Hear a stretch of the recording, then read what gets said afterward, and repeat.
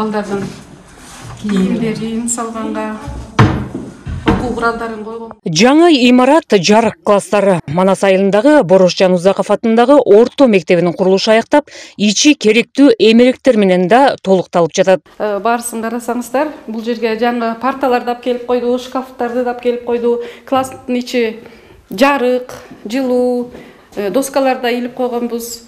Бул жерде дагы окуучулар колдорун жууганга сууда чыгып калган. Биз ушунчалык кубанычтабыз, ушундай жарык класстарда балдарга билим берүүгө даярбыз. Мектеп 192 орунду, бардык шарттар каралган. Спорт зал, жыйындар залы, кенен жана заманбап ашкана.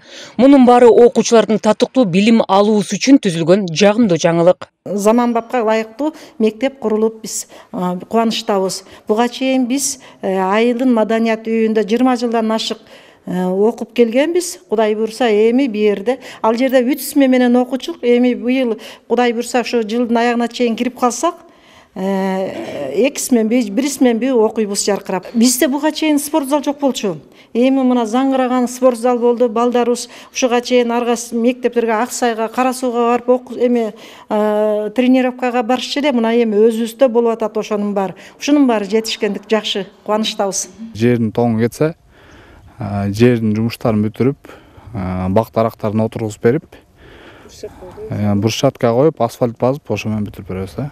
Буга чейин айылда мектеп имараты болгон эмес. Окуучулар 20 жылдан бери маданият үйүнүн бир бөлүгүндөгү кабинеттерде окууга аргасыз эле. Ал эми мындан 10 жыл мурун курулушу башталган мектеп узак мөөнөттүү курулуш объектисине айланып бүтпөй турган. 2 жыл мурун гана курулушу кайра жанданып, эми жол бойлой жаңы көтөрүлгөн билим уясы айылдын көркүн ачты. Ал үчүн мамлекет өз эсебинен 80 миллион сом каражат бөлгөн. Салика Сариева, Илхан Арыстанбеков, Ала-Тоо 24, Талас облусу.